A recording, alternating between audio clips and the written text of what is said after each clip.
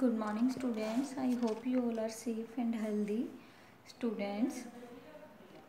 जैसा कि आप जानते हो हम रीड कर रहे थे अकाउंटिंग टर्म्स के बारे में। उसमें से कई सारी 10-12 टर्म्स हम कर चुके हैं। अब जो हमारी नेक्स्ट टर्म आती है वो है आपकी capital receipt and revenue receipt. ये होते क्या पर रिसिप्ट से ही आपको पता चल रहा होगा कुछ कि रिसीव होना। ठीक है, पैसा रिसीव हो रहा है, दो तरीके से हो रहा है, एक कैपिटल और एक रिवेन्यू। दोनों में ही पैसा मिल रहा है लेकिन उनके नाम अलग अलग हो गए हैं। कैपिटल और रिवेन्यू क्यों अलग अलग हो गए हैं, दोनों का क्या मतलब है देखते हैं।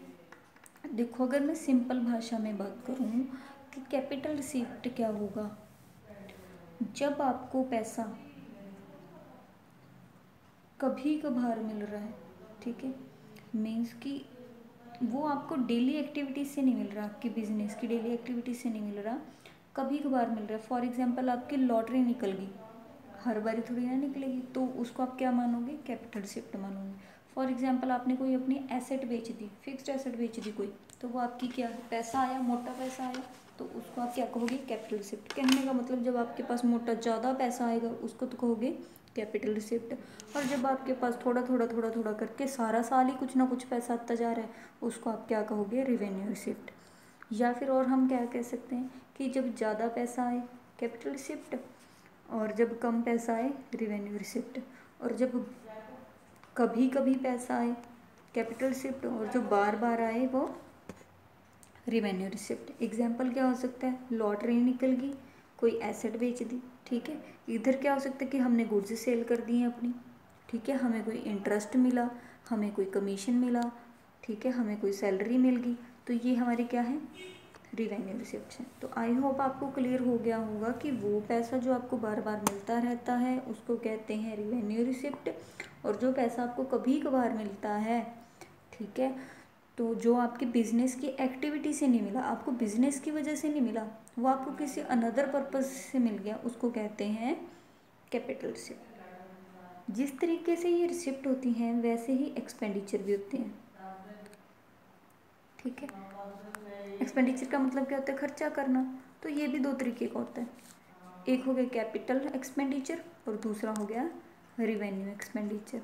वही बात, जो खर्चा आपने अपने बिजनेस की डे टू डे एक्टिविटीज़ के लिए किया है उसको तो कहोगे रिवेन्यू एक्सपेंडिचर। जो खर्चा आपने अपनी एसेट्स वगैरह को, ठीक है, एक्वायर करने के लिए या फिर उसको ठीक करने के लिए आपने खर्चा किया उसको कहेंगे कैपिटल एक्सपेंडिचर। मैं रिपीट करती हूँ, एसेट को एक्वायर करने के लिए, एसेट खरीदने के लिए आपने जो खर्चा किया आपका कैपिटल एक्सपेंडिचर। बिजनेस की डे टू डे एक्टिविटीज़ के लिए जो खर्चा किया है वो आपका रिवेन्यू एक्सपेंडिचर। और क्या हो सकता है, और हो सकता है कि इससे क्या होगा, बिजनेस की अर्निंग कैपेसिटी बढ़ जाएगी। जो कैपिटल वाला है, आपने कोई एसेट खरीद ली तो उससे क्या हुआ, अर्निंग कैपेसिटी इंक्रीज होगी, ठीक है। जो रिवेन्यू एक्सपेंडिचर है ये क्या है कि अर्निंग कैपेसिटी को मेंटेन करने के लिए ये मेंटेन करता है और ये इंक्रीज करता है। रिपीट करती हूँ मैं, ये अर्निंग कैपेसिटी को इंक्रीज करता है और ये अर्निंग कैपेसिटी को मेंटेन करके रखता है। फॉर एग्जांपल मैंने कोई सैलरी नहीं पे की अपने एम्प्लॉयज़ को, क्या वो काम करेंगे, नहीं करेंगे, तो अर्निंग कैपेसिटी मेंटेन होगी, नहीं होगी। तो जो सैलरी है एम्प्लॉयज़ को वो क्या है, रेवेन्यू एक्सपेंडिचर है। इधर अगर मान लो मेरी कोई एसेट थी, पहले मेरे पास एक मशीन थी, अब मैंने 2 मशीनें खरीद ली, ज़्यादा प्रोडक्शन हो रही है, ज़्यादा प्रोडक्ट बन रहे हैं, ज़्यादा सेल हो रही है, ज़्यादा प्रॉफिट हो रहा है, तो increase in earning capacity. Clear.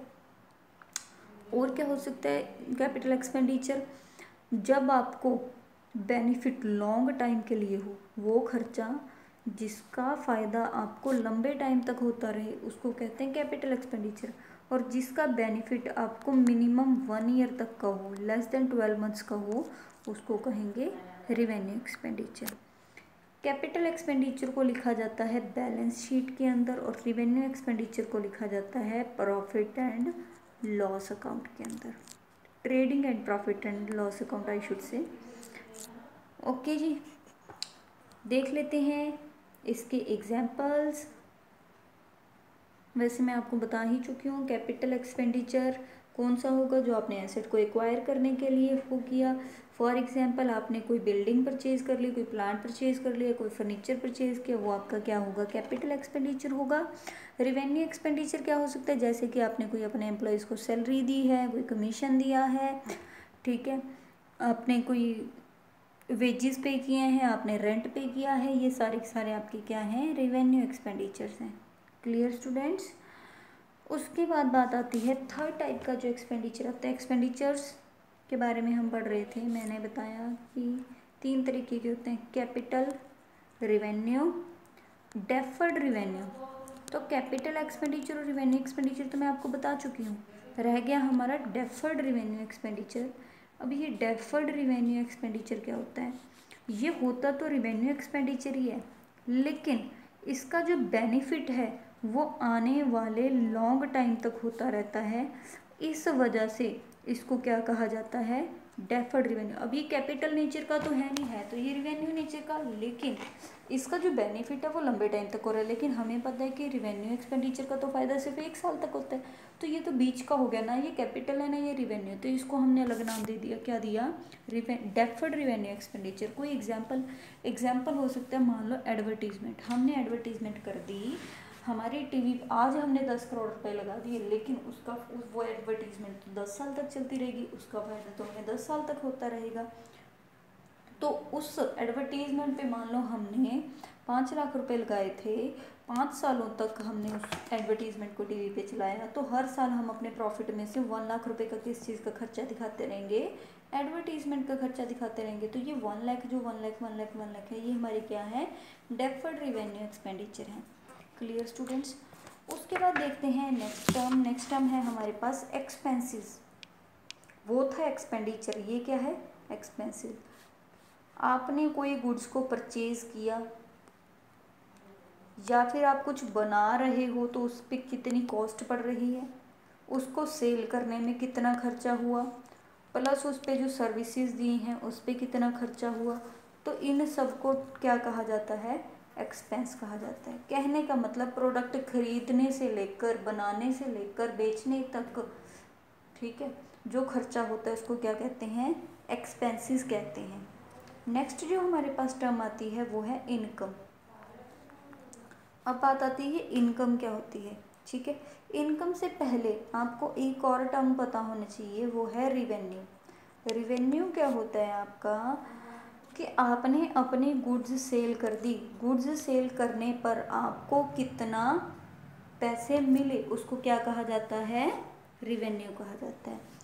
इसको मैं एक एग्जांपल के थ्रू बताती हूँ। मान लो एक दुकानदार है, दुकानदार ने सुबह दुकान खोली, शाम के टाइम पर उसके पास 50 कस्टमर आए, उसने गुड्स सेल करी और उसने देखा कि लास्ट पे जब उसने अपने रात को पैसे गिने, उसके पास 50,000 रुपये थे। अब ये जो 50,000 रुपये हैं, क्या ये सारे के सारे पैसे उसकी कमाई है? नो। ये जो 50,000 रुपये हैं,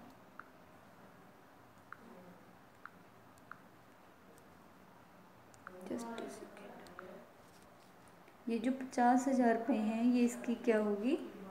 रिवेन्यू होगा। क्लियर? अब इस रिवेन्यू में से 40,000 तो उसकी कॉस्ट ही थी, वो जो गुड्स उसने बेची हैं उसने खरीदी भी तो होंगी, जब खरीदी थी तो उस पर कोई एक्सपेंस तो हुआ होगा। तो एक्चुअल में अगर मैं देखूं तो उसको कितने रुपए कमाए हैं उसने आज के दिन में? 10,000 रुपये कमाए हैं।